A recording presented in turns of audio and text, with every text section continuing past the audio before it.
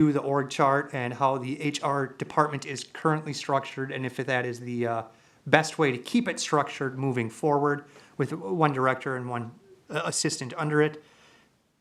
Their answer was yes, they want to continue. They think it's best for the city to continue with that structure, so they have no changes to recommend, and we'll just go with the status quo. Thank you. Chris Schubert, how many years? 37 3/4. That's it, huh? Yeah, Thank you for everything. I know we got a few months left with you, but thank you. thank you. Any more discussion? Gonna make it an even 38. Yeah? All right, there we go. Looks like we have no more discussion, so let's go to a vote. All those in favor, say aye. Aye. Against, same sign. Motion carries. Chairman Johnson. Our final item is to enter into a service agreement with UFS for a rate study. The motion is to authorize staff to enter into agreement with UFS as presented to prepare financial plans and rate design studies for the sanitary collection system and storm sewer rates, and I so move. Second. Motion by Johnson, second by Bevins. Chairman Johnson. It is a very, very simple math problem that we could do in-house, but staff is pretty adamant that they would get better service, better rates for our ratepayers and taxpayers if we went out and hired an outside service to do it. So I'll trust them in their assessment. Okay. Yeager? Yeah, is the anticipated frequency of the study typically 2 to 3 years? That's kind of one, that's the last time we did one was a couple of years ago. And that's kind of, is that what we should be anticipating is every 2-3 years? I think that's best practice, Okay. is to look at it every few years, because as costs go up, we need to be adjusting rates up to pay for everything. Understood, thank you.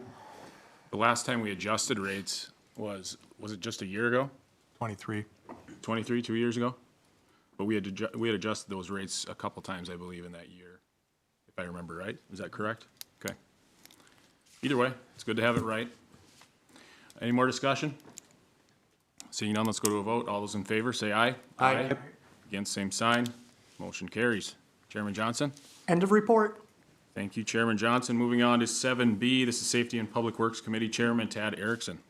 All right, thank you, Mr. President. We've got 9 items on our agenda, the first of which is to approve change orders. Number 2, which there are 3 parts, 2407 Lowell Elementary Safe Routes to School. Motion coming out of committee is to approve the change order, numbers 1 through 3 for Lowell Safe Routes to School in the amount of $15,787.70.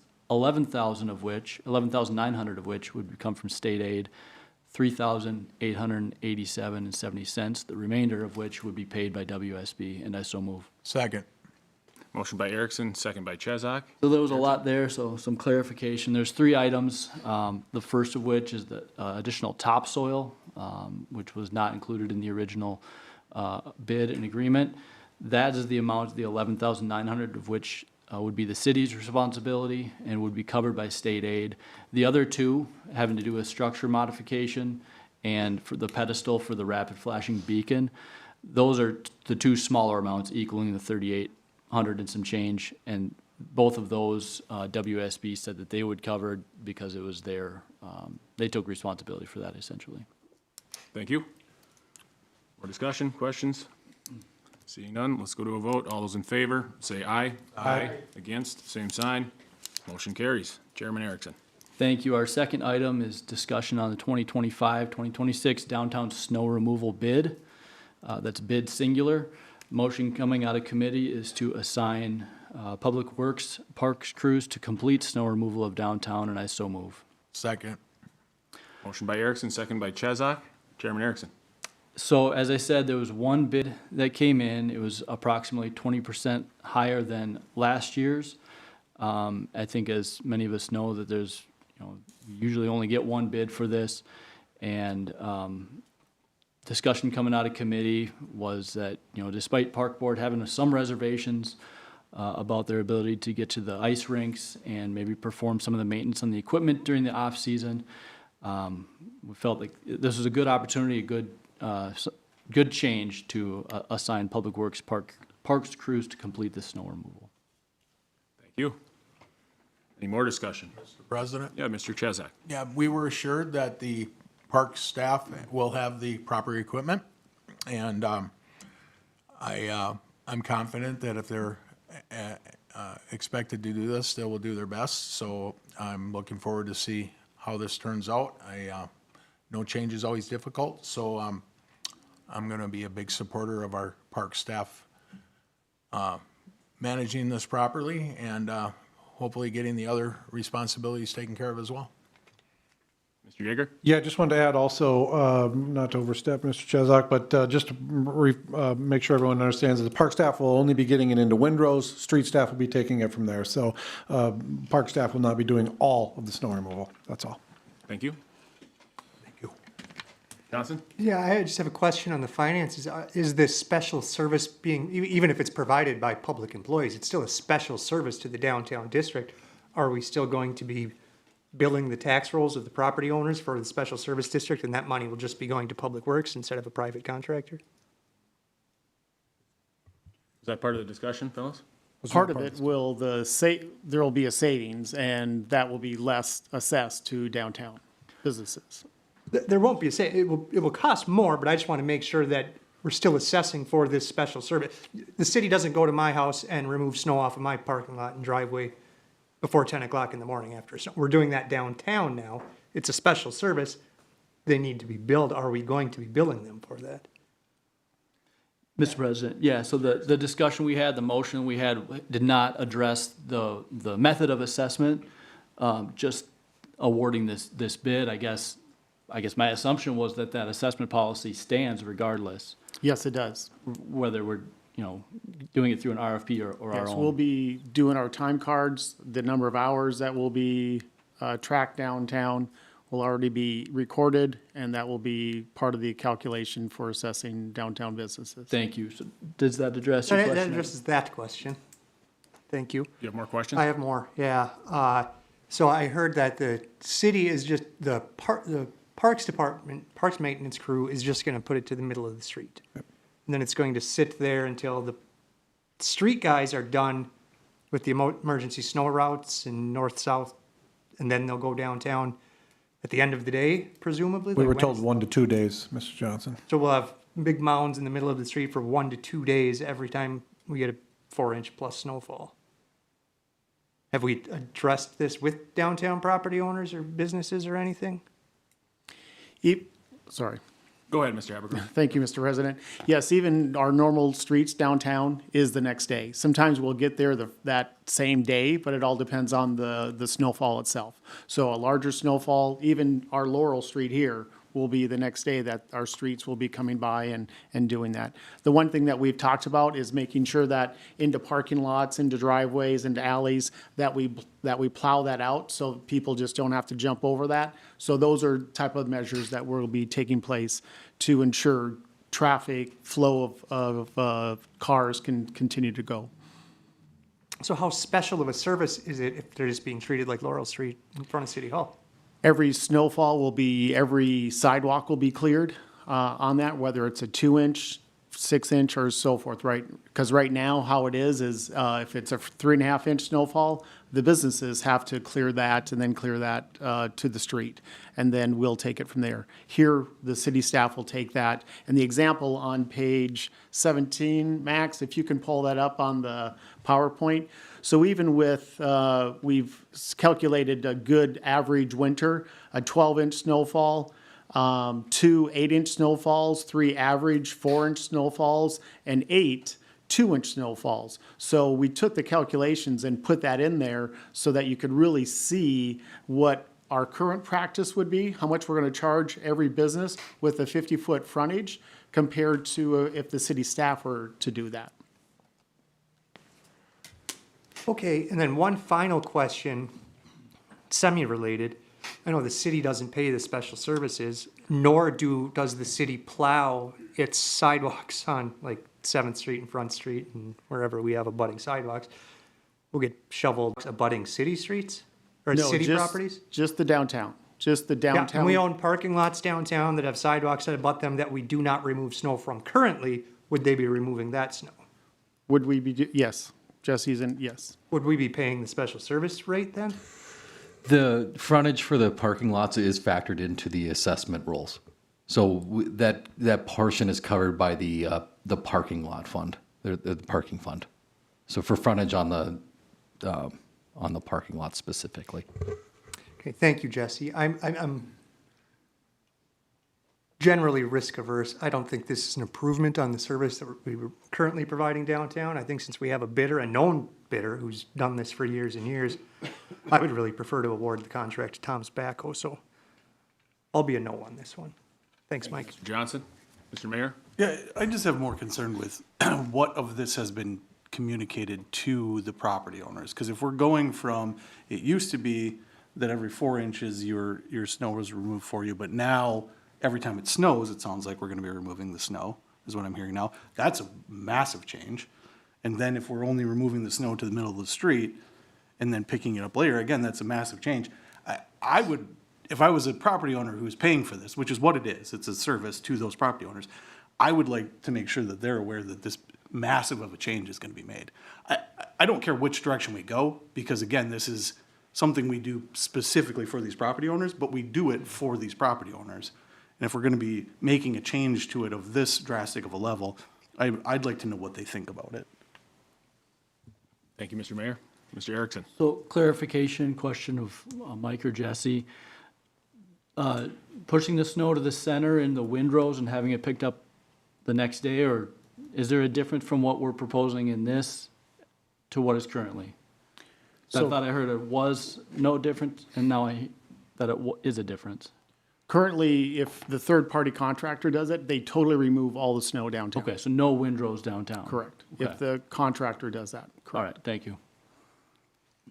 Mr. Mayor? Just one follow-up. So they're, from their special service amount of money that they're now gonna be paying, they're just gonna be paying for the snow to be removed from their sidewalk. They're not gonna be paying for the windrows removal as well. They'll be paying for the snow removal. We'll be removing the snow, those windrows, the next day. But that's not gonna be charged to them. Not with, Jesse, can you clarify that one? Yes, so 30 some odd years ago, the standard snow removal was calculated into that original calculation and offset from the assessment, because that was intended as what the additional special service was, minus what the city was already kind of doing for street removal. So that's factored into the calculation already, is what's expected normally to roll that cost out of it. Kind of the special service, like Mike mentioned, is you get the sidewalk removal, which we do not do elsewhere, as well as the prioritizing of the downtown district over other areas that would normally receive higher priority. So getting in here and having the snow removed prior to businesses opening, that's a lot of the special benefit. The positive and negative of this type of an alternative is you do get snow removal on every snowfall event rather than just the 4 inches when we would dispatch the contractor. The detriment is we only have the streets crew available after they've cleared out all the streets to do the windrow removal. But all this general traveled areas and the parking lots and sidewalks would still be clear for those businesses to operate. But the windrow would not be charged to them. That's factored into that calculation, so. So they are paying Yes, correct. They are or are not paying for it? They are not. They're not paying for it, okay.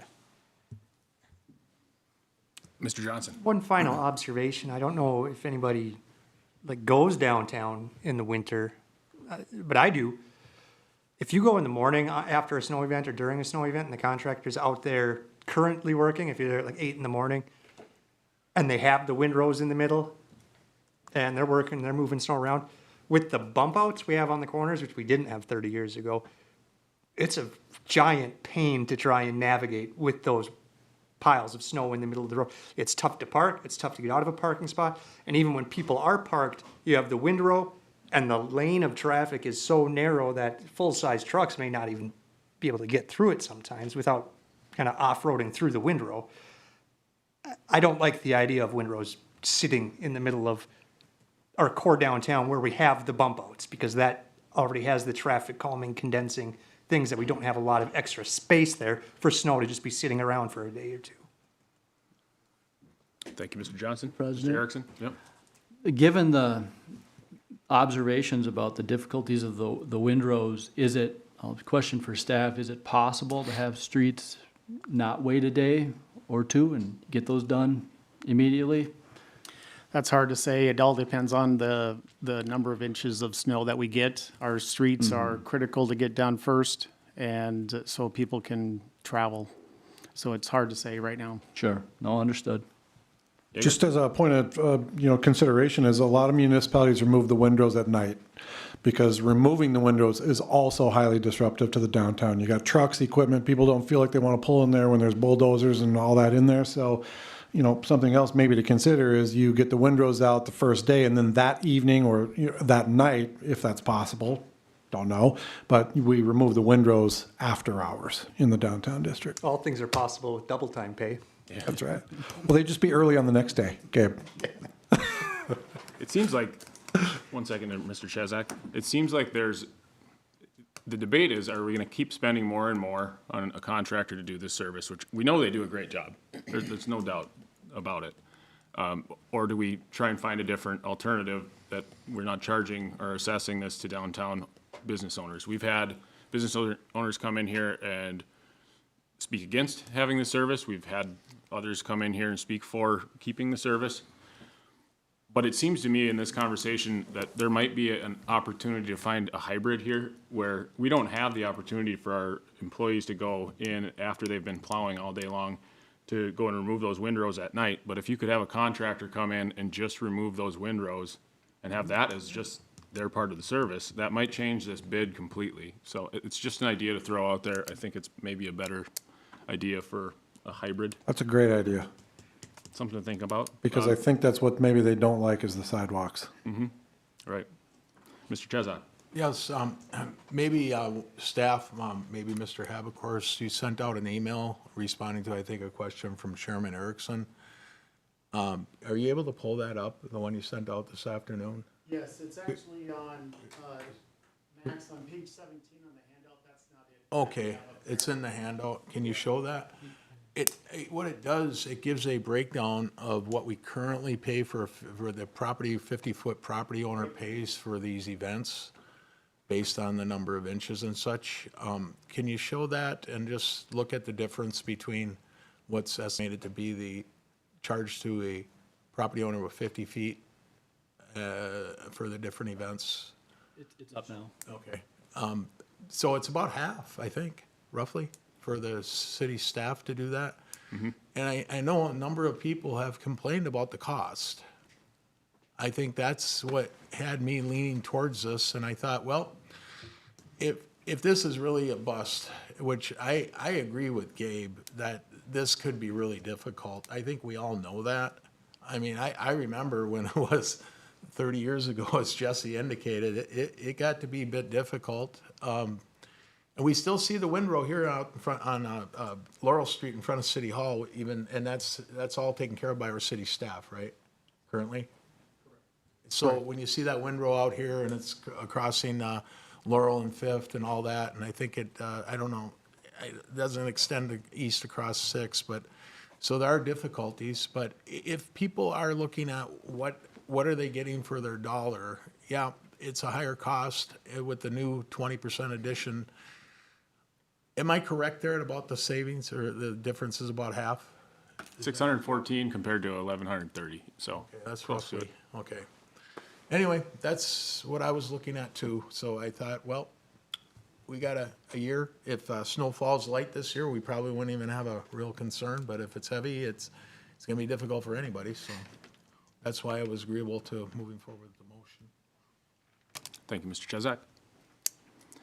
So it looks like we've had a discussion here, if there's any final points anyone wants to make, but otherwise I think we should move on and at least vote on the motion. Roll call, please. We will do a roll call, just to remind you guys, if you're voting yes, you are voting to have staff do this and not award this to a contractor. Yeager? Yes. Erickson? Yes. Bevins? Yes. Chezak? Yes. Johnson? No. O'Day? Yes. All right. Moving forward. All right, thank you very much. Our third item is to approve change order number 2 for improvement 1712. This is Wright Street and South 10th reconstruction project.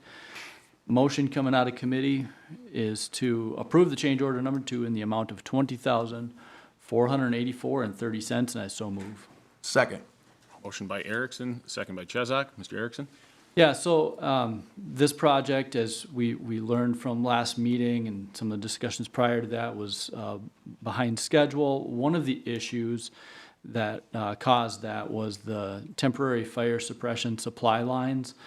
The issue was that in order to meet our own code, the supply lines that the contractor had were too small, and so they needed to purchase larger temporary supply lines, and this is the cost for that. The alternative is provided in the packet. The alternative would be for the city to procure those at roughly $93,000.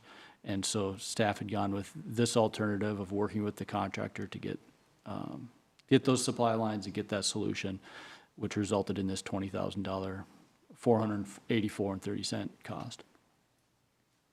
Thank you, Mr. Erickson. More discussion, Mr. Chesak?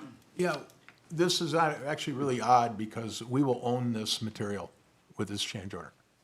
Is that correct? Part of it, yes. Part of it? All of it, isn't it?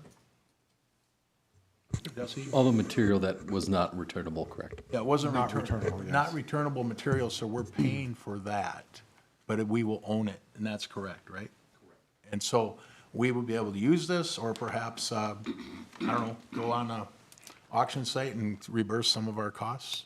I don't know, but it's very unusual, I think. Thank you. More discussion? Yeah, just a clarification. Jesse, you said the items in red are the non-returnables. Is that Correct. accurate? I believe that's the case. I'd have to confirm that, but I'm pretty sure that was the case, is the red ones were the unreturnable materials. Yep. All right. It's on page 166, just so you, before there. More discussion on this? Seeing none, let's go to a vote. All those in favor, say aye. Aye. Against, same sign. Motion carries. Chairman Erickson. All right, our fourth item, approved change order number 2 for improvement 2113. This is Beach and Oak Ridge reconstruction. Motion coming out of committee is to approve the change order, number 2, in the amount of $14,364.58, and I so move. Second. By Erickson, second by Chesak. Chairman Erickson. Yeah, the reason for this one, with Beach Street, as we learned from our last meeting, also being somewhat behind schedule, we were not able to utilize the initial detour route that we had planned through 28th Street and Pine Street. So staff had to work with the contractor to reroute a new detour utilizing the county roads and MnDOT's roads. And this is the additional cost primarily for the signage. Thank you, Chairman Erickson. More discussion on that? Just a question, Mr. Yeah, Chair. Mr. Bevins. So the 14,364.58 is because the project's behind, correct? No, I thought that's what you just said. Because it was delayed, we weren't able to use the initial traffic rerouting. Yeah, that's my understanding. Because we weren't able to use the initial detour that we had assigned, we had to select a different detour, and there was additional cost for the signs. Any idea why we weren't able to? Because Beach Street, the connection of Beach and Pine, Beach wasn't completed in time. So it was because we're having to spend $14,364.58 because the contractor couldn't make their deadline. That's what I'm hearing. Is that correct? Mr. Dean? That's how I stated it. Yeah, that's how you stated it. Okay. both. I'm gonna vote against this. Mr. Dean, you had your hand up over there? I can clarify. So a big driver of this was the condition of 28th Street. It wasn't necessarily attributed directly to any kind of a delay by the contractor, but 28th Street is in actually pretty poor condition. It's really come apart, especially this last year. So we really didn't want to run Oak Street levels of traffic down. Not only 28th Street, but again, through the project back onto Pine. They were still working in that Pine intersection, and we were concerned about the ability for them to put that back together in time for this detour to carry that amount of traffic. So it wasn't necessarily attributed to the contractor delay, but just the conditions of what that detour would look like by the time that this work had to occur in Oak Street, which is why we came up with an alternative plan. Thank you, Jesse. I just can't fathom what a $14,000 set of signs looks like when we were already purchasing signage for the same amount of detour That's just rent, by the way. We don't own them. signs. Correct. Those are some really special signs.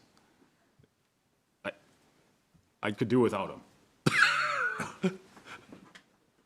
I'm gonna vote no on this. Anything else? I have a question. Yeah, Mr. Chesak. Okay, if this doesn't pass, Jesse, what happens? The contractor had to install these signs for the work to occur on Oak Street, so those signs were brought to the site to accommodate that work. For us not to pay the contractor, that would likely lead to a contractor claim for compensation for work completed, and we would go through the claims process from that. Mr. Johnson. Question, would the contractor have to complete the work before they could claim work completed? The traffic control signage was installed.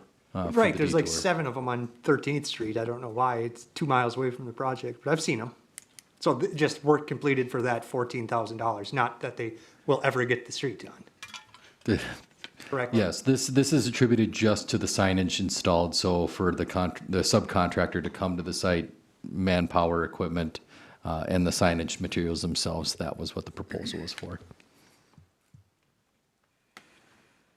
Thank you. More discussion? Seeing none, let's go to a vote. All those in favor, say aye. I, Against, same sign. Aye. Okay, call the roll. Yeager, yes. Erickson, Yes. Bevins, No, Chesak, Yes. Johnson, Nope. O'Day. No. Mr. Mayor? I don't like it at all, but I'm gonna vote yes. All right, that motion carries with Thank the you. mayor's support. Chairman Erickson. All right, thank you, Mr. President. Our fifth item, approve change order number 1, improvement 2314, Hawkins Ronald Joseph resurfacing. Motion coming out of committee is to approve change order number 1 in the amount of $27,794.50, and I so move. Second. Motion by Erickson, second by Chesak. Chairman Erickson? Essentially two components to this one, the first of which is a revision to the water main pipe materials for the hydrant replacement. And then the other portion is, as we've had in other projects, due to this subcontractor being disbarred, the general contractor had to get a new subcontractor, and the cost associated with that is the second component of that. Okay, thank you. Any more discussion? Johnson? Question, can we put this off 2 weeks?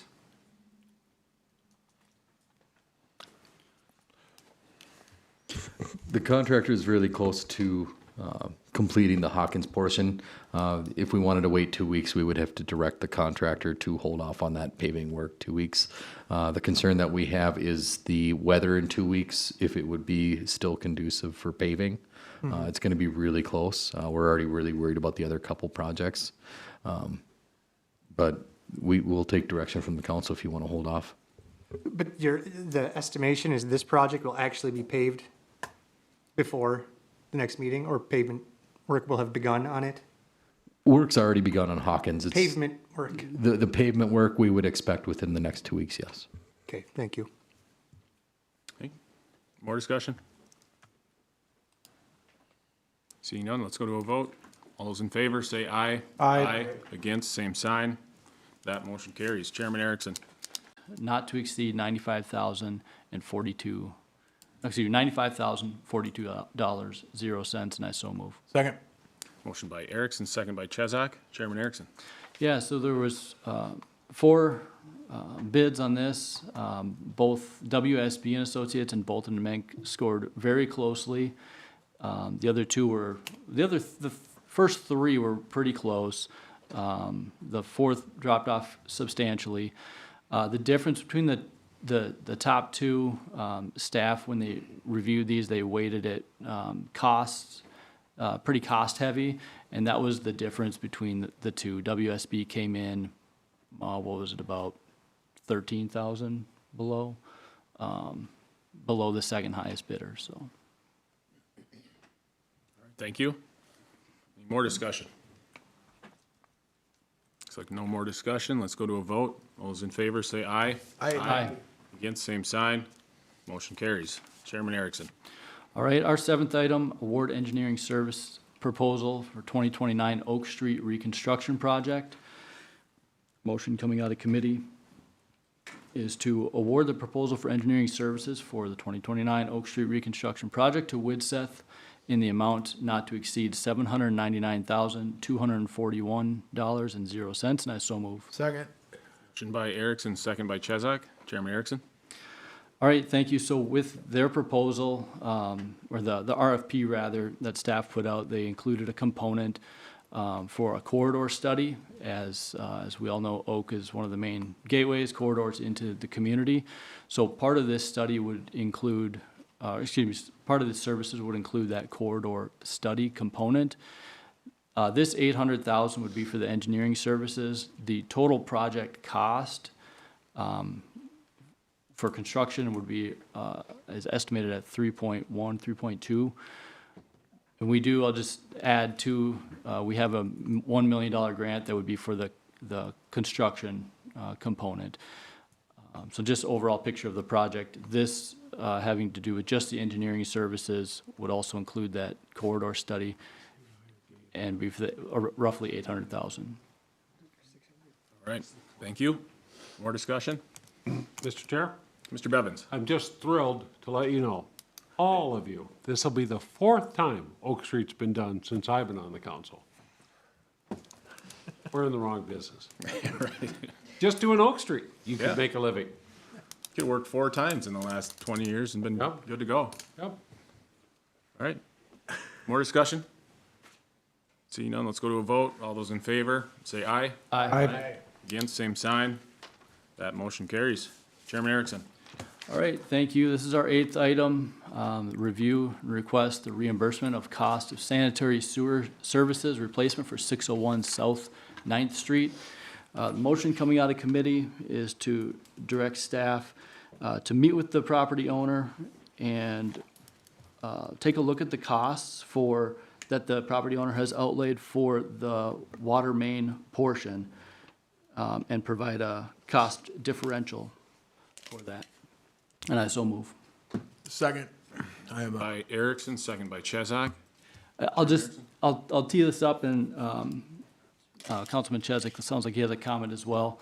I think a lot of you heard kind of this last meeting and then the comments from the committee. The motion really has to do with the property owner provided a dollar amount that they were hoping to be reimbursed for. Some of that, it seems, has to do with the service line, the Y connection, and then it does sound like there's a portion of the city's main line that was replaced. And so I think the gist of the motion is to determine the cost that the property owner outlaid for that city main portion. All right, so this isn't actually approving any cost. Correct. Directing staff to Come back drill with a down on number. the cost more. Okay. Mr. Chesak? yeah, the intention here is to have the contractor or property owner who paid him come back to staff and show them what the cost was for the actual sewer main. Mr. Erickson mentioned water, it is sanitary sewer line. But that is the city's responsibility. The sanitary sewer line, the main, is the city's responsibility. And they replaced a portion of that. Not a very big portion, but there was labor involved. And so if we're gonna be fair to people, I just thought it's important that we look at that and determine a relative cost for that work and the material, and maybe make an amendment to their bill, and we cover that. I would call it probably a very small portion. Not interested in paying the whole thing, because that's their service line. Thank you, Mr. Chesak. I will say that there's a risk to setting this as precedent. And I don't disagree with you that maybe that's the best way to go. But if you open this up to contractors replacing sanitary sewer lines, every time they come up to a main, they're going to reconnect that main, and they're going to replace part of the main, and they know they can charge the rest of that to the city. Maybe they have to come up with an argument, but that's what you're opening up to in the future with this. But I'd still like to see what that cost differential is. Mr. Johnson? Yeah, I appreciate this motion. This is exactly where I was hoping we would go as a council, is figure out what the portion was the main and reimburse the property owner for that. I did catch part of the committee meeting, and I guess it is pretty standard practice for the property owner to pay their contractor to fix that Y joint that looks like it may be busted in two different spots. I don't know, maybe it's just dirt over the top. But I think maybe setting this precedent isn't a bad idea, and perhaps should be a city policy that when somebody is fixing their connection to the main, that they do, if it looks like there needs to be 2-3 feet, that they do fix it, and that the fund, the sewer fund, will reimburse them the small amount it costs for the additional work, because that would help the entire system as a whole every time. And you wouldn't get the work that you got done in 2008 where they jammed in a PVC pipe and dumped a bag of Quikrete on it and called it a job. You know, so I mean, it might be a good idea to just have as a policy going forward, but I'm very interested to see what this comes back as. Thank you, Mr. Johnson. Good points. Mr. President? Yeah, Mr. Chesak. I just have to ask, I don't believe this is, I'm asking staff, is this a common practice when somebody's replacing their service line to have to replace a portion of the main? Anyone from staff? Jesse? It depends on the situation. Some service lines, they don't even replace the Y connection. They just replace the lateral pipe itself. So it varies between the service line and service line if they have to replace the Y connection, but it is very typical that they have to replace a small portion of the sanitary sewer main to make the connection with the new Y. But it all depends on what the service line lateral condition is and where the issue is.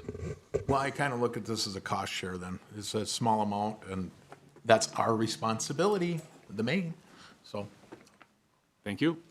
Johnson? And I think that answer from Jesse reinforces my point that we may want to just make this a policy citywide, because a property owner looking for cost savings or a contractor trying to keep the job as least expensive as possible wouldn't go and extend to do that extra 3 feet of work because it's not theirs, they're not required to. It'd save money, but may not fix the problem. We should encourage problems on our sanitary sewer system to be fixed. Mr. Bevins? Here's how we do it on the north side. Uh-oh. So recently I had my water line done, and in the curb stop, you have to dig down to hook the new line up to the curb stop. So I have to dig a hole. The property owner. I have to pay for the copper. I have to pay for a guy to pull it from the meter inside out to the curb stop. At the same time, I have to let the public utilities know that I'm doing this. And they come out and put in a new curb stop. I don't know how much it cost them, probably 20 minutes. And I got a brand new curb stop because they're replacing them at a certain age as they go. Why don't you just do the same thing here? You know the guy's doing it. He's gonna have the hole there anyway. Have the street and sewer people go out there and replace the Y. 20 minutes, half an hour? I mean, I think we're overcomplicating this. Takes the question out of the scenario for sure. Yeah, just to say, you have to notify the city that you're doing this. You're gonna have a hole anyway. We probably have a pile of these Ys somewhere. We bought a bunch of pipe that, as Mr. Chesak said, that we're collecting pipe. So, Could we use that? yeah, maybe, I don't know. With enough Quikrete, apparently we can do anything. I'm just saying, I think we're overcomplicating this. I don't think we need to get in an argument every time, but I presume somebody's gonna go out, somebody went out and looked at this and approved it. Why didn't they bring a Y with them and go, oh, no, this is a problem waiting to happen. Let's just fix this. I don't think we need to. I agree. No, I think we're overcomplicating this. It just would seem like, as long as we're there, if it looked like this when it was done, Yep. that would have been the time. And I realize nobody on staff, I'm not pointing the figures on staff, I'm just saying, see a policy. If it needs it, let's do it while there's a hole there. Okay. Well, I agree. I'm pretty sure we've gotten to the point where we're not speaking about the motion anymore. But can you clarify that motion again for us, Mr. Erickson, before we go to a vote? Thank you. Yeah, the motion was to direct staff, Thank you. So no more discussion, it looks like? yeah, not to pay it, but just to find out the. Second. All right, all those in favor, say aye. Aye. Against, same sign. That motion carries. Chairman Erickson. All right, our last item, this is the 2026-2035 capital improvement plan, and the motion coming out of committee is to approve the 10-year capital improvement plan with the additional changes that were made from the discussion of the August 4th meeting, including the addition of annual sanitary sewer main lining projects at $100,000 per year, updated Highway 210 Washington reconstruction 2026-2027 cost estimates, and then the last item, addition of holdover projects in 2025 shown for continued construction in 2026. Those are those three listed above. Thank you. And I so move. Second. Thank you. Motion by Erickson, second by Chesak. Any more discussion? Seeing none, let's go to a vote. Those in favor, say aye. Aye. Against, same sign. Motion carries. Chairman Erickson? Thank you. End of report. Thank you, Chairman Erickson. Moving on to number 8, this is unfinished business. First, we have a call for applicants, and first up, we have the Honorable Mayor Bedell. Thank you, President O'Day. We have positions available on many boards and commissions. The following are available. Charter Commission, 2 terms expiring 2025, 2 terms expiring 2026. Library, 1 term expiring 2027. Public Utilities Commission, 1 term expiring 2028. Transportation Advisory Committee, 2 terms expiring 2025 and 1 term expiring 2026. And as of November, we will also have a position available on my beloved Park Board, as one Paul Sandy will be stepping into a position with the city. So if you are interested in the parks and want to spend most of your Tuesdays with me, having a good time, let us know. You don't want to scare people away. That's, Best time you can possibly have on a Okay. Tuesday night. all right, as council president, I have 2 terms still open for the Water Tower Committee, and that is all. Moving on to, are we on 8? 8B. This is a resolution awarding the sale of general obligation bonds, Series 2025A, fixing their form and specification, directing their execution and delivery, and providing for their payment. I believe this is Finance Director Connie Hellman. Thank you. Ms. Chris Hogan with Baker Tilly is online to present an overview of the city's bond rating as well as a tabulation of the bid results that were received earlier today. Good evening. Can everyone hear me okay? We can hear you. Oh, perfect. Thank you, Mayor, Council President, and members of the council. Chris Hogan, Director, Baker Tilly, served the city as their municipal advisor. Like Connie said, the city sold bonds earlier today, so I'm here to present the results of the of that sale. So earlier today, the city sold $303,425,000 general obligation bonds, Series 2025A.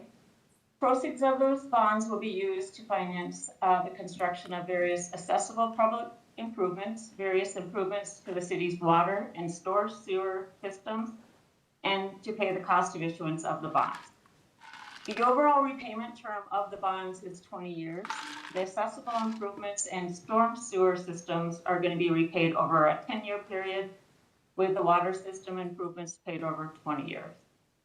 The bonds will be paid with a combination of general tax levies, special assessments, and net revenues from the city's water and storm sewer funds. And the bonds were set up to have optional redemption February 1, 2035, which is a 10-year optional redemption, meaning that the city can call the bonds at that time. So about a month ago, we had an estimated market true interest cost of 4.14. Last week, we always like to do an update based on current market environment. So last week, at the end of the week, we were estimating a true interest estimate of 3.75. And actual results today had the lowest bid of a tick at 3.50.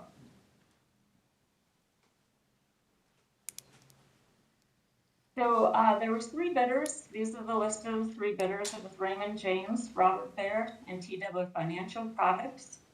And their bids, you can see on the right, the lowest one at the 3.503 was by Raymond James. And as you can see, the other 2, all 3 bids were very close. So that's a good show of a good competitive bond sale. Mr. President, Yeah, Mr. Chesak? what were the other 2? The other 2 are 3.542048% and 3.587294%. Yeah. This is just a snapshot of the sale pricing. So this is just shows how the bond's priced. This is the 20 years. You can see that the coupons generally were higher rates than the yield, and what that means is that the bond's overall priced at a premium. That premium, it was $290,000, and that is basically additional bond proceeds. The premium is where the coupon is more than the yield, and thereby, like I said, it generates additional premium or proceeds. And in this case, we use those premiums. We were able to use premium to apply to reduce the bonding amount. So we started with a $3,425,000. We did reduce the bond issue size to $3,275,000. So part of a market competitive transaction is that you go through a rating process, you get your bonds rated. This S&P, we did that rating process with S&P. S&P assigned a rating of AA- to the bonds. There's a number of reasons why you get bonds rated, but primarily you do that for it gives measure the city's financial strength and ability to repay the debt. There's an independent third-party assessment. It supplements investors' due diligence. So investors that are interested in bidding, they know what the bonds are rated, and they have access to, they get the rating report as well. The stronger the rating, the lower interest cost of the bonds. I have a question, Mr. President. Mr. Johnson has a question? Yeah, is the AA- rating unchanged from the last time we went out for a debt issuance? That is correct. It's the same. Thank you. So they kept the same rating. Just a couple of highlights or comments from the credit rating report. They noted that the city has healthy fund balance and liquidity, conservative management practices. They noted the city has experienced continued market growth, market value, and population growth. The city has a formal investment and a debt management and a fund balance policies, which are all very good things to have. And they did note that even with plans to issue additional debt in 2026, the expected cost of that debt will likely remain manageable. Factors that could lead to an upgrade would be the core metrics. If core metrics were to improve to levels comparable to higher rated peers. And factors that could lead to a downgrade would be financial deterioration, weakening of reserves, or debt that would hamper financial flexibility. So given the sale and the outcome, I would recommend that the City Council approve the resolution awarding the $3,275,000 general obligation bonds, Series 2025A, to Raymond James and Associates based on their low bid of 3.50. And So I'm moved. happy to take any questions. Second. Chris, does anybody have any questions for Chris? Or any more questions? Appreciate your presentation, Chris. So we You're are, welcome. without any more further questions for you, but we're looking for a motion. So moved. It was already seconded also. Yeah.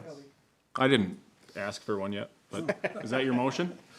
What she just said. And is that your second, Mr. Bevins? Yes, sir. All right, we have a motion by Chesak, second by Bevins to accept that recommendation. Any discussion? Seeing none, let's go to a vote. Those in favor, say aye. Aye. Against? Mr. President. It's a roll call. Oh, go ahead and call the roll then, Tony. Yeager. Yes. Erickson. Yes. Bevins. Yes. Chesak. Yes. Johnson. Yep. O'Day. Yes.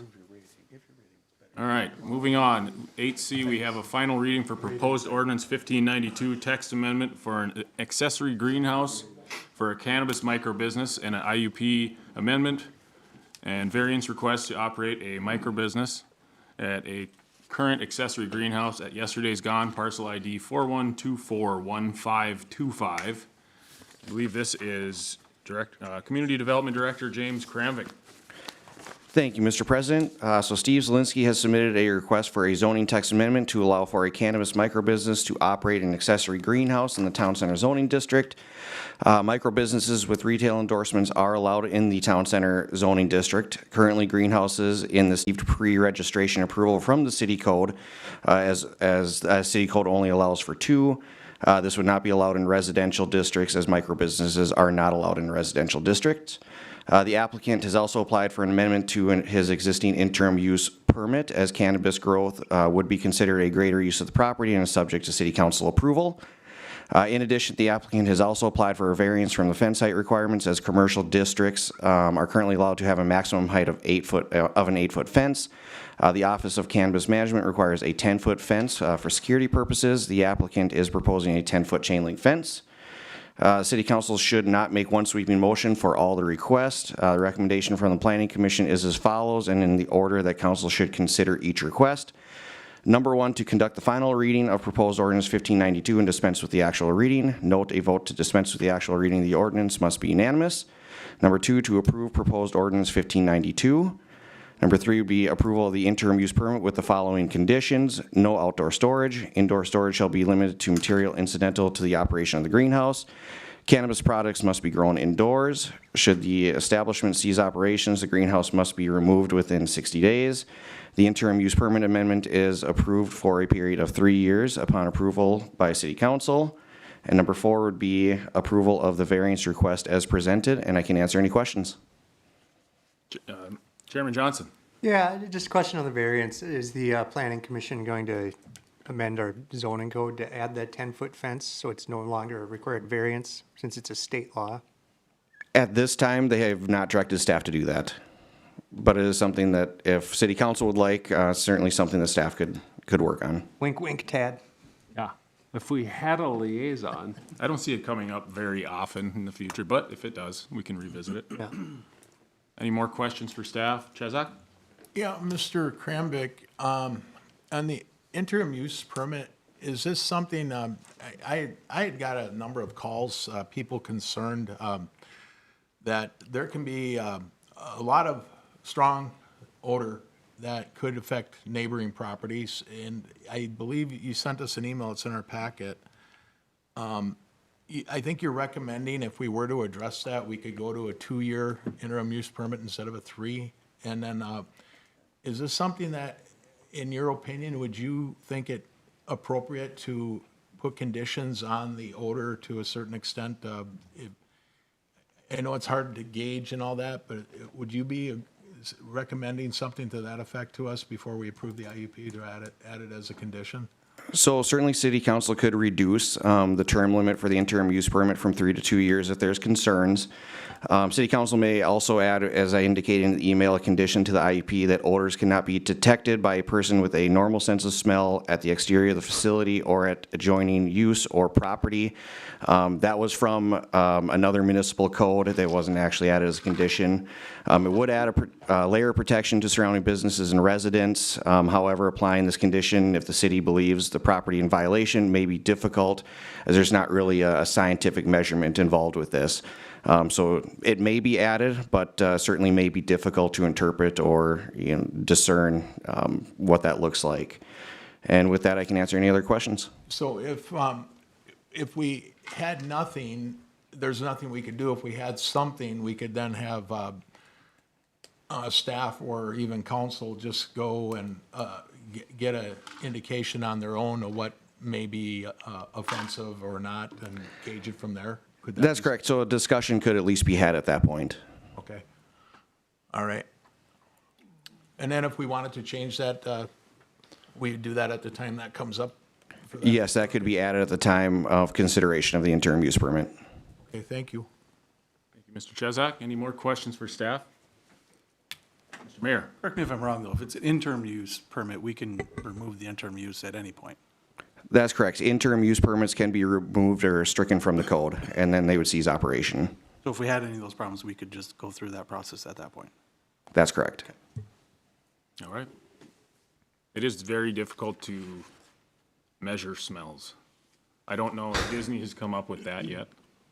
They had a smellitzer. Oh, they like to create smells, but Create can smells. they, with a normal person's nose, Whoa. detect the smell of cannabis plants? I don't know. Which one of our city staff has the most normal sense of smell? Do we have that person?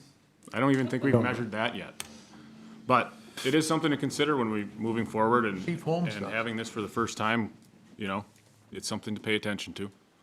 I'm sure there are ways to abate that smell, but we'll find out as we go here. But we're looking for First, we're looking for a motion to conduct the final reading of proposed ordinance 1592 and dispense with the actual reading. So move. Second.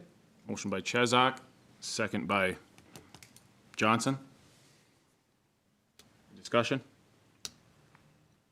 Seeing none, let's go to a vote. All those in favor, say aye. Aye. Against, same sign. That motion carries. Next, we're looking for a motion to approve proposed ordinance 1592. So move. Motion by Chesak, Second Johnson. second by Johnson. Any discussion on that? Seeing none, Tony, call the roll. Yeager, Yes. Erickson, Yes. Bevins, Yes. Chesak, Yes. Johnson, Yes. O'Day.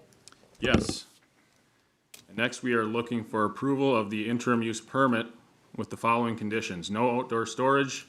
Indoor storage shall be limited to material incidental to the operation of the greenhouse, or of a greenhouse, and cannabis products must be grown indoors.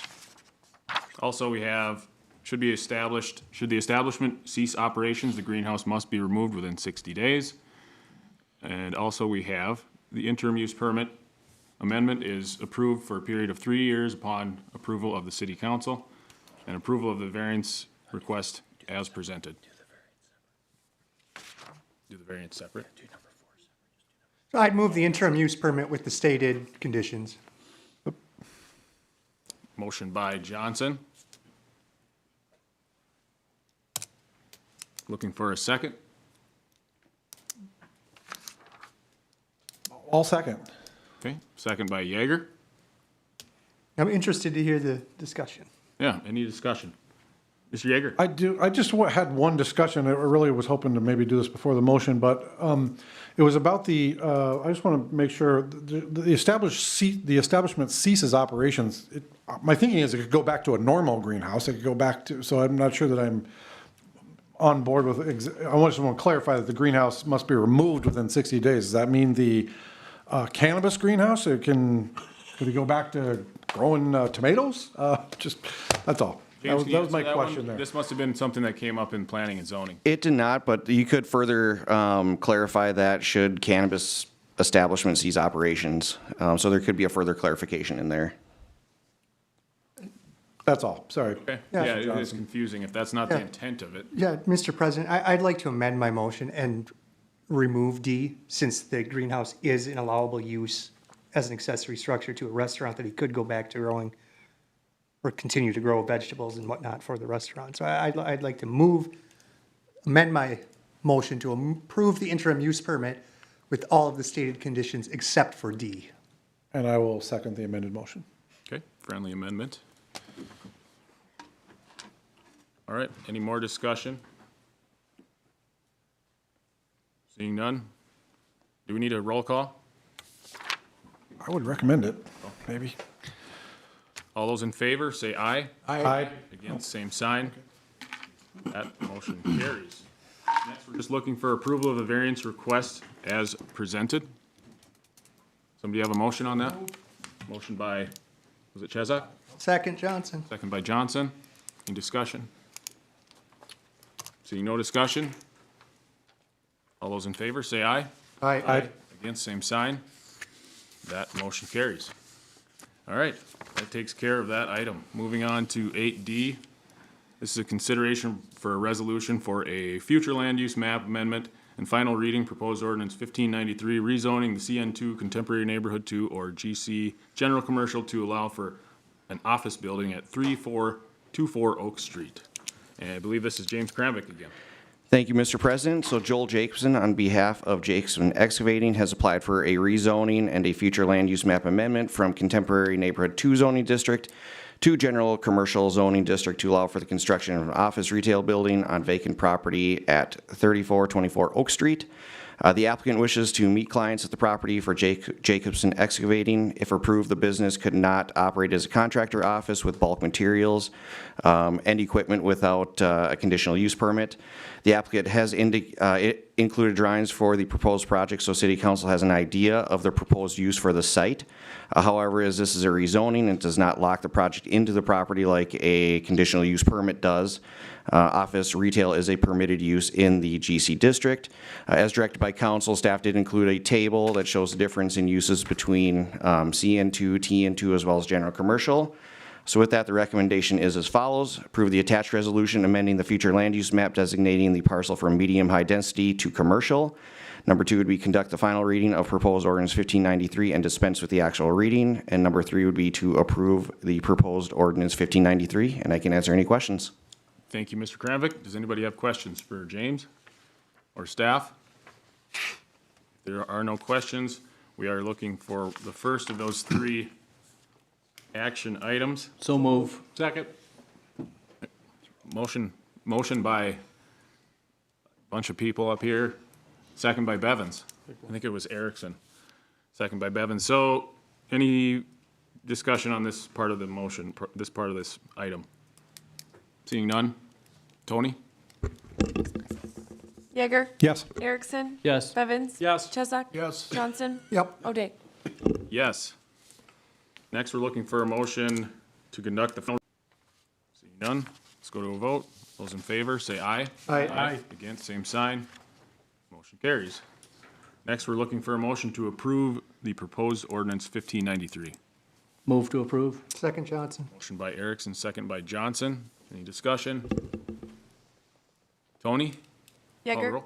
Yes. Erickson. Yes. Bevins. Yes. Chesak. Yes. Johnson. Yes. O'Day. Yes. All right, moving on to 8F, or 8E. Final reading of proposed ordinance 1594, the sign ordinance. James Kramvik. Thank you, Mr. President. So staff provided a summary of the ordinance at the last meeting and can answer any questions of City Council. The Planning Commission unanimously recommended approval of the proposed ordinance 1594. And with that, staff recommends to conduct the final reading of proposed ordinance 1594 and dispense with the actual reading. Number 2 would be to approve proposed ordinance 1594. Thank you, James. Any questions for James?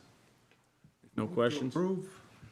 Motion to conduct the final reading of proposed ordinance 1594 and dispense with the actual reading. Is that what you said? So moved. Second. Motion by Chesak, second by Erickson. Discussion?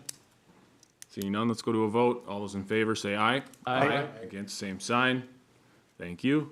Moving on to next item is, or next recommended action, approval of proposed ordinance 1594. Do we have a motion? So move Johnson. Motion by Johnson, Second. second by Chesak. Any discussion? Tony? Yeager. Yes. Erickson. Yes. Bevins. Yes. Chesak. Yes. Johnson. Yes. O'Day. Yes. That motion carries as well. We're on a roll now. Moving on to proposed ordinance 1595, amending section 320 for administrative citations. Again, James Kramvik. Thank you, Mr. President. So council directed staff to add junk and debris to the list that would allow for administrative abatement, as well as an expedited abatement for repeat offenders. So with that, staff recommends to first hold a public hearing. Number 2, to conduct the final reading of proposed ordinance 1595 and dispense with the actual reading. And then finally, approve proposed ordinance 1595, and I can answer any questions. Thank you, James. Anybody have questions for James? Seeing none, we're going to hold a public hearing on proposed ordinance 1595, and it is 8:42. I will open the public hearing. If there's anybody here to speak on this proposed ordinance, please do so now. Come forward to the microphone. And if you're online, you'd like to address us on this, press *3. I ask again, if anybody would like to address the council on this, please come forward. And if you're online, please press *3. Not seeing anyone. Max, nobody? Just Eric. Hey, Eric. All right. With that, we will close the public hearing at 8:43. Next, we're looking to conduct the final reading of proposed ordinance 1595 and dispense with the actual reading. So move. Motion by Erickson, Second, Yeager. second by Yeager. Reminder that this has to be unanimous to dispense with the reading. All those in favor, say aye. Aye. Against, same sign. Motion carries. Next, we're looking for a motion to approve the proposed ordinance 1595. So move. Second. Motion by Erickson, second by Yeager. Any discussion? Tony? Yeager, Yes. Erickson, Yes. Bevins, Yes. Chesak. Yes. Johnson. Yes. O'Day. Yes. That ordinance is passed. Next, we're moving on to 8G. This is providing direction to the contested nuisance assessments. And this is again, James Kramvik. Take it away. Thank you, Mr. President. So at the last meeting, City Council adopted a resolution with the full nuisance assessment amount, and staff indicated that additional information would be provided at the next meeting for the 3 properties disputing their assessments. First one was 523 Grove Street, which had some property maintenance issues that have been corrected.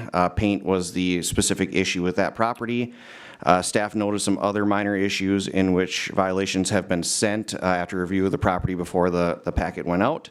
1718 Pine Street originally corrected their junk and debris issue, but has since added junk and debris and is currently not compliant. Letters were also sent for that.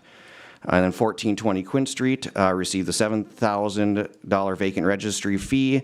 The fee was for an unfinished house project lasting several years with significant junk and debris and blight in the yard.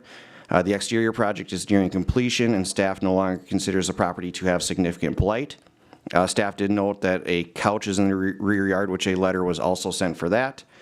So after reviewing the memo and additional documents, City Council may consider the following for each property: remove the nuisance assessment total, uphold the nuisance assessment total, or modify/reduce the nuisance assessment total. And I can answer any questions. Thank you, Mr. Kramvik. Anybody have questions for James?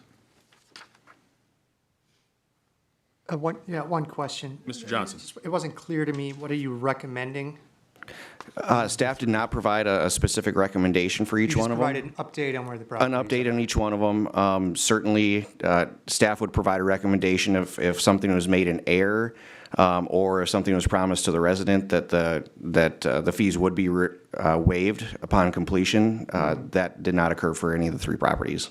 They've all still have the same problems or similar problems. They have not fixed all of the problems. Yeah, staff didn't make any promises that fees would be waived, nor did any of them were made in error. And it sounds like all 3 are still a problem in the city, and I think I'm favorable to keeping the assessment total. Second. Mr. Chesak? Was there a motion? No, Oh, okay. just a second. But go ahead, Mr. Chesak. What's up, Mr. Chesak? Okay, I just had a question on the third one with the $7,000. What's that called again?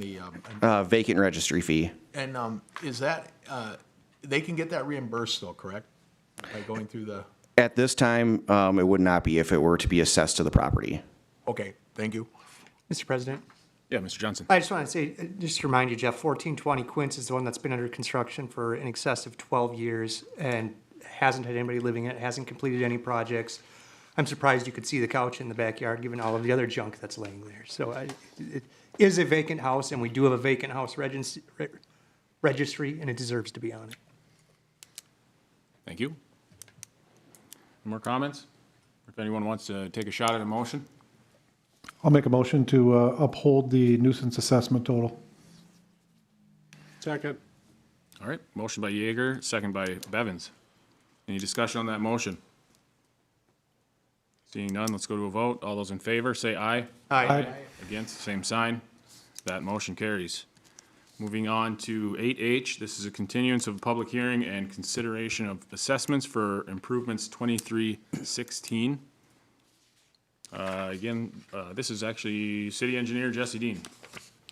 Thank you, Mr. President. So at the last meeting on October 6th, there is one proposed assessment that was pulled from the assessment roll at request of the council for any contestations for the proposed assessment on the South Brainerd resurfacing project. We did not receive any further contestations in that time. Mr. Lundin's property is the one that is contesting his assessment. The council did hear from him at the public hearing at the last meeting, and staff did include the documentation that was provided to the council in the packet. Staff did review this, and we did try to address a lot of the drainage issues with the project A lot of it was related to some of the issues with the catch basins in that area. We further looked into this with the small amount of standing water right nearby his property to see what further could be done, because we are sensitive to the concerns that he does have in regards to that little spot there. While it does have grade and it can drain to the catch basins, we did review that with both Bolton and Mink and Knife River, and they are performing a cut out and patch of that area right there in front of his property. They did remove it today. They're planning to get that paved back in tomorrow. So we are addressing that area of concern for him specifically on that one spot that was indicated in some of the slides there. With that, staff is recommending holding the holdover public hearing for the assessment from the October 6th meeting. At the conclusion of that, staff is recommending adoption of the attached resolution that adopts the assessment for that specific property, PID 413-50550. And I can answer questions. Thank you, Mr. Dean. Mr. Johnson? Thank you, Mr. President. So I'm glad to hear that we are trying to, put some pavement down to fix the drainage issue that clearly existed before and still exists. But I'm under the impression that the contractors out there in the project tried to address the drainage issue. They had a little bit of a lip or something to try to send, and it didn't work the first time. How can we be so confident that it's going to work this time with the new patch? Mr. Dean? So the first two, it's essentially an infrared where they heat up the pavement and try and re-roll it to try and smoothen out the imperfection. So they did that twice, and that's the remainder of kind of what you saw there was that little strip of standing water. Here, we're not going to try that infrared. We're actually just going to cut and replace. And just have a bigger slope. You're right. We verified that with Bolton and Mink that there's enough grade to go from where we cut out to the curb and gutter, so there shouldn't be a concern there. Thank you. Thank you. Any more questions? Yeah. Mr. Chesak? Is there an additional cost to the contractor for that work? That'll be something that we're going to borne as a city because we are directing the contractor to address that. Thank you. All right, more questions. Mr. Mayor? More of a comment. I just want to say that this is a good example of, if you have an issue with these projects that are occurring, let us know and hopefully we can work something out to get it fixed. So this is a great example of something that clearly needed to be fixed and we were able to take care of it. That can't always be the case, but in most instances, when something like this arises, just come forward with it so we can at least have that conversation. We'll see when it rains next time. Oh, I would also like to add, Can we proof? yeah, once we get through it, I have a comment afterwards as well. Yep. Mr. Yeager, do you have something? No, sir. Okay. Anyone else? Seeing nothing more, we will open and hold the holdover public hearing that was adjourned from October 6th, 2025 meeting. So we'll open that now. It's 8:51. If you're here for that public hearing for that project, improvement 2316, please come forward. Or if you are online, press *3. Not you, Eric. I mean, you can, I guess. Anyone here want to come forward for this project? Please do so. Looks like nobody. So we'll close the public hearing at 8:52. Next, we're looking for a motion to adopt the attached resolution after conclusion of this public hearing, adopting the assessment for PID 413-50550. So moved, Yeager. Motion by Yeager, Johnson. second by Johnson. Any discussion on that motion? Mr. Chair, Mr. Bevins? I'm going to vote against it. I just don't have the same faith. I'm sorry. I mean, we did it, everybody knew ahead of time this was a problem. He had pictures from before. It's $2,574.20 that we're going to saddle the guy with to not fix the problem that he has to have fixed before the project was even started. I just think it should, I mean, if we could get it done and be sure, but I don't think it's fair to him. I think the mayor might be incorrect on this one. I don't think this worked on his behalf. I mean, I'm just not, I don't have the faith, especially when he showed it to us twice beforehand. I'm sure the contractor wants it to be done so they can get paid. But to pull this now, I think is the right thing to do. So I'm gonna vote against this. Okay. I think the rest of it should be certified, but So you'd rather have the 2,574? I'd rather have it in the customer's pocket Okay.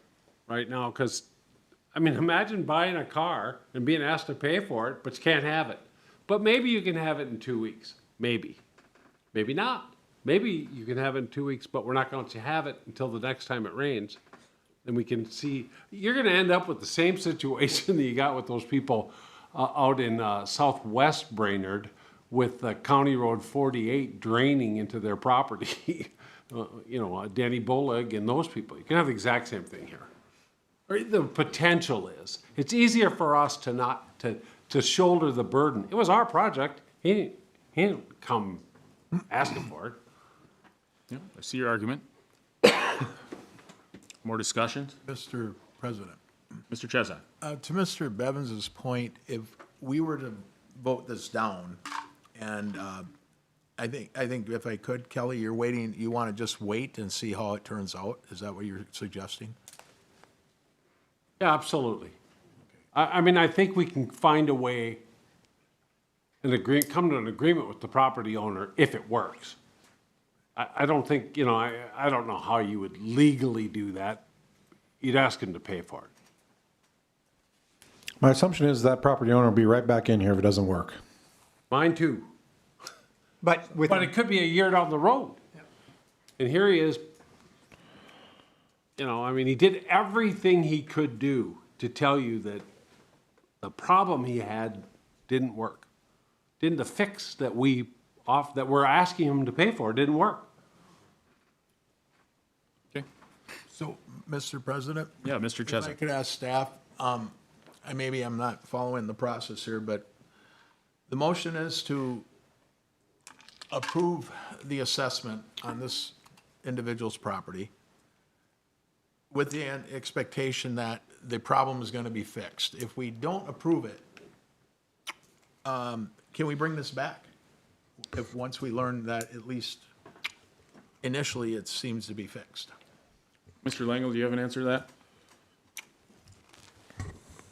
Yeah, Mayor, Council, so he's reserved the right to appeal by filing his objection. If you pass this tonight, then you're essentially overriding his objection and approving the assessment. So at that point, if for whatever reason the street repair doesn't work, could you settle with him on the objection, or if he appeals it further? Yes, you could do that. Thank you. If this didn't pass, would we just be essentially holding another continuance of the public hearing and then hearing this one more time? You could continue this again if another 2 weeks will We could provide keep some going- rain evidence. We could keep but going for a year That's if we right, wanted. another 3 years. Yeah. Mr. Yeager? I just want to, just where I'm at on this, to me, the assessment and the repair are kind of not related. If he's going to get assessed for for the street repairs, like everyone does in this city, we pay for assessments. The fact that we've got an issue that needs fixed, either it needs fixed and we need to fix it, or keep trying to fix it, or eventually get to a point of where it is fixed. I think that never goes away. To me, the two are kind of not related. I think he can come back and say, hey, look, guys, still didn't fix this, in which case we send the street guys out there and we just keep going until we eventually get it fixed. But still, I'm not sure that I see us in a place where, okay, we're just gonna let people just leverage money till we get things fixed to where they think it should be. That seems weird to me. To me, you pay for something and then if it is not working, you go back, you get it fixed. That's where I'm at. Yeah, it is a tough one. Johnson, go ahead. Yeah, I seconded the motion, but I think Kelly has me convinced, especially after Joe spoke. Like, I don't want to override his objection. I fully agree with his objection, and I think his objection is related directly to the assessment, because we assess abutting property owners, and legally we can't assess more than the value added to the property. And when we're draining water and creating a big pool in front of his property, we're not adding any value. He shouldn't have to pay $2,500 unless we fix the problem of the water pooling that he let us know of ahead of time. You know, like the perfect citizen, did everything right, like Kelly said. And here we are, we're working on it. I'm hopeful we get it fixed, but we haven't yet gotten it fixed. So I'm with Kelly. I think I'd want to keep 413-5055 out until it's fixed and then address it at that time. Okay. There's one of two ways to go about it. We either approve it or we fix it. We find out if it's fixed or not later, and he comes back to us.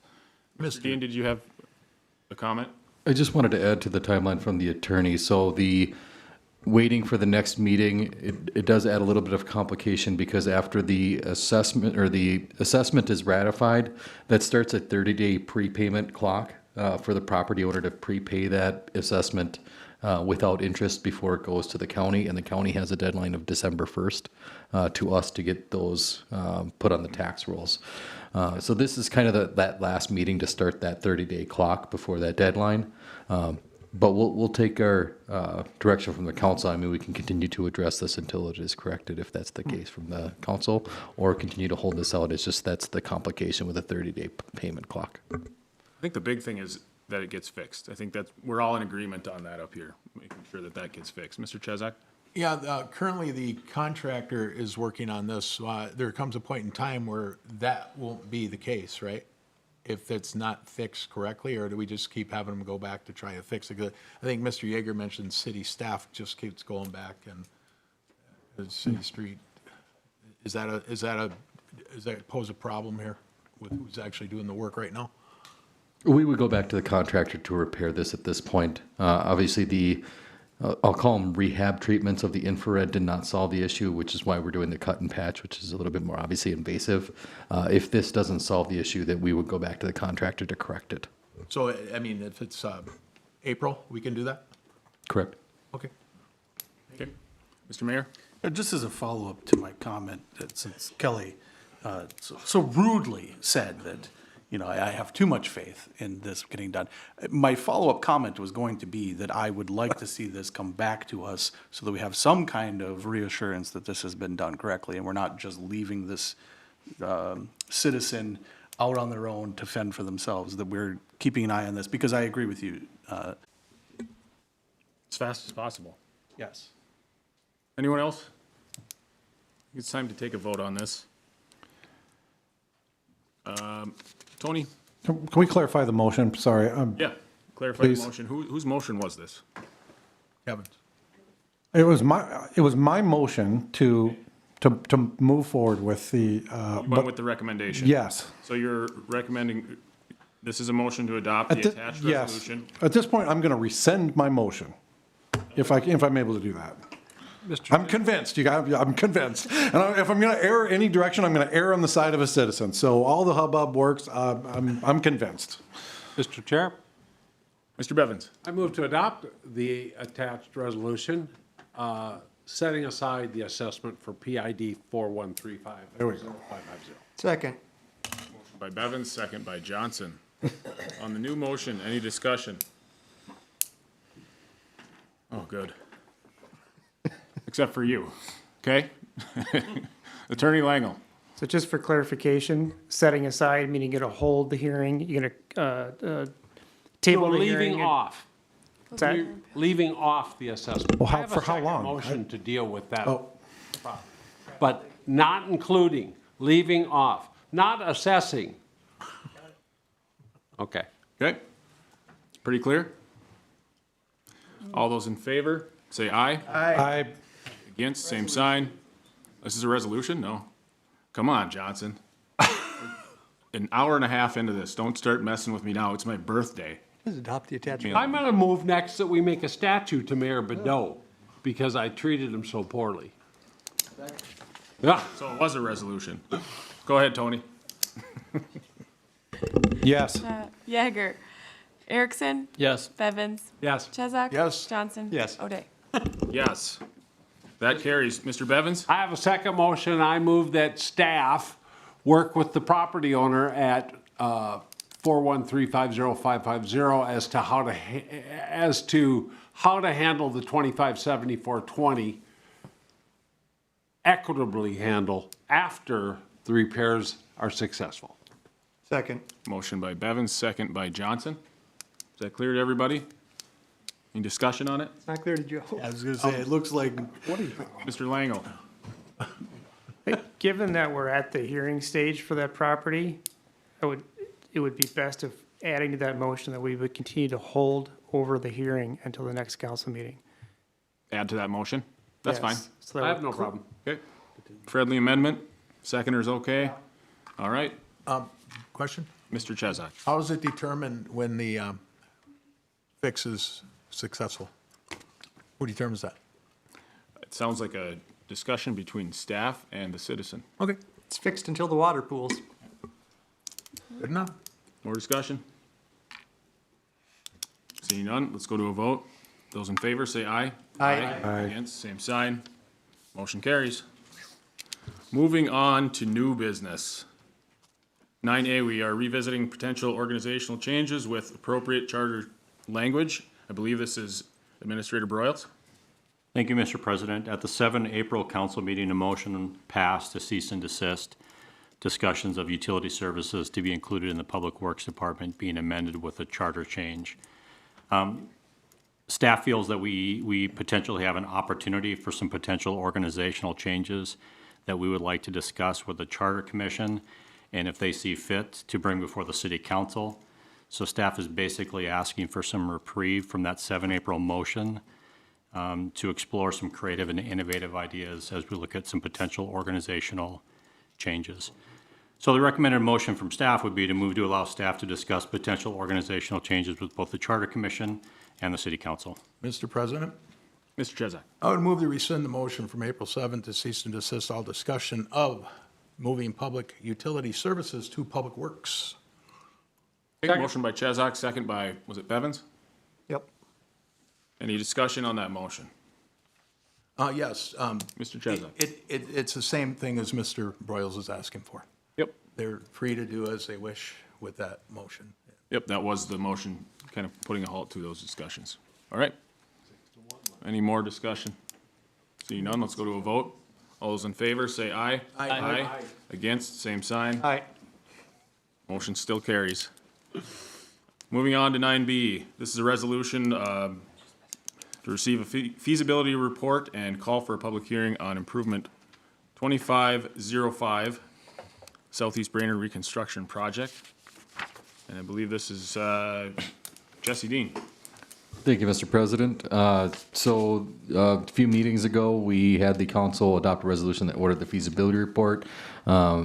We've prepared that feasibility report with kind of a follow-up from the informational meeting that we held with residents on August 19th here at City Hall to kind of go over the scope of work, including the discussion topics that were brought up with the council in regard to some of the new sidewalk, the paving of Laurel Street, and the like. So some of those comments and at least the general sentiment was included in that feasibility report for council review. At this point, staff is recommending adoption of the attached resolution that receives the feasibility report as presented, and then calling for a public hearing on the proposed improvement proposed to be held on November 17th at the council meeting at 7:30. All right, thank you. Anybody have questions? Doesn't look like it. We're just looking for a motion to recommend adopting the resolution, receive the attached feasibility report, and calling for a public hearing on the proposed improvement to be held November 17th, 2025, 7:30 PM. So move Johnson. Second, Bevins. By Johnson, second Bevins. Any discussion? Tony? Yeager. Yes. Erickson. Yes. Bevins. Yes. Chesak. Yes. Johnson. Yep. O'Day. Yes. That motion carries. All right, moving on to staff reports. Tony Gage, you got something, right? Still not anything yet, okay. Chief Davis? Just like to invite all trick-or-treaters to stop by the Brainerd Police Department Halloween evening from 3:30 to 6. Say hi and get a little candy. Thank you. Max Hennon, CLC. Happy birthday, but not the next. Oh, thank you. Oh, make a Who's the statue first for one? you as well. Connie Hennon, Finance. Quick over there. Mike Abigors. Yes, the only thing that I have is that the annex proposal for remodel and improvement will be on the next council agenda. Thank you. Thank you. Again. James Kramvik. Thank you, Mr. President. So from the last Planning Commission meeting, the commission did review a public hearing in December. Also, the Planning Commission has begun discussions on an update to the comprehensive plan. A major goal will be to increase the threshold for a mandatory EAW. One major component is evaluating the implementation of the comprehensive plan, and that is all. Thank you, Mr. Kramvik. Joe Langle. Nothing here, thank you. Chris Schubert. Jesse Dean. Thank you, Mr. President. So we've talked a handful of project updates. There's just a couple more I want to highlight. The M Street outfall up by the Evergreen Cemetery is progressing. We're running into some rather unexpected surprises out there, but we are still moving forward and trying to get that wrapped up here over the next couple weeks. And then the roundabout is moving forward very quickly. They're wrapping up a lot of stuff this week. We had a little bit of delay in some of the signage that we need to have installed for safety purposes, so it's going to wait a little bit longer to get that opened up, but we're very hopeful that things should be open at that roundabout before Halloween. That's kind of what they're shooting for, is Halloween, but it may even be a day or two sooner than that. So things like the trunk or treat at the Lutheran Church there should be able to progress without any kind of hindrance with that. Thank you, Mr. Dean, for that disappointing thing that you just told us about at the end. Eric Charpentier, HRA. Yes, Mr. President, do have one update. Grant put through, and this will help offset the city's portion of the cost for some of that streetscape improvements that will happen for the next 2 years. So I wanted to let the council know about that, and we're very excited to be able to help with that project. Thanks, Eric. Thanks for the great news. Administrator Broyles. 3 things. First, congratulations, Paul Sandy. He's going to be a great addition to the team. Second, received some kind words from folks as we were out in New Mexico and we dealt with some medical things with my mother. She is doing well. Her situation gave me more time with our 1-year-old grandson, so it was bittersweet, but we're glad to be back home. Last thing is the ICMA conference. If just as just by a reminder, that's the International City and County Managers Association. The annual conference is in Florida. I will be flying out Friday. I will be returning next Wednesday. So I'll be down for it was in Pittsburgh last year, going to be in Florida this year, so looking forward to that. We're in Florida. Tampa Bay. Right in the middle of hurricane season. Yeah. Good luck. It's a fun airport. Thank to you, fly Administrator into. Broyles. Next, we have the Honorable Mayor Bedell. Oh, I have 4 items. I know that's more than 3, but it is 4. First of all, I don't know if you guys are paying attention during that bonding thing, but I really appreciated when the bonding lady said that if our bond rating was better, our bond rating would be better. I really appreciated that part of it. That was good insight. Secondary, momentous occasion tonight, folks. Momentous occasion. The mayor voted tonight. Put it in the paper. Make sure that everyone's aware. I had something to do tonight. It was amazing. Also, the Downtown Spooktacular will be happening this Saturday, 11 to 1. So I don't know if you've ever participated in that, but a lot of kids getting down there, getting some candy. Again, 11 to 1 downtown. Please participate in that if you got small children. I know that all the businesses down there love having them. So, and then just lastly, just a quick note. You may have noticed that tonight, Councilmember Stunek is not with us.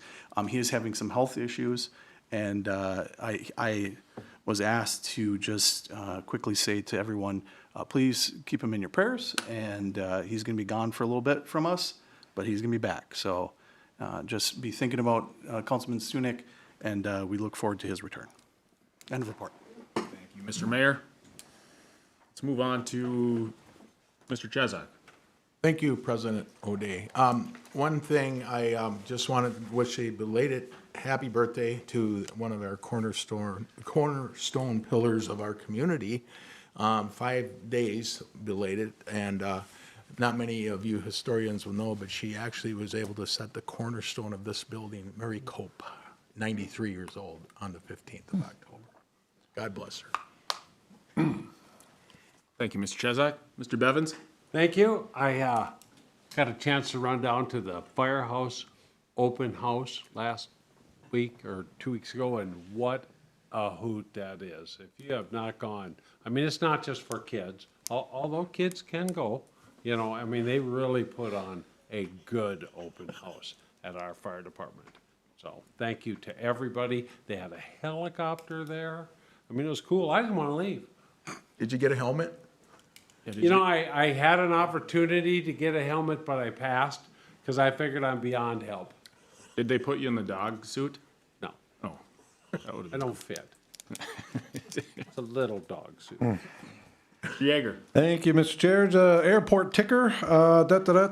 So a couple things. Our new airport, our new ARF employee started, and we welcome him aboard, Patrick Nelson. We got to get him a little bit of fire training. We're going to get him up to speed, but had a good pleasure of meeting him today. Seems like a great guy, and we welcome him aboard.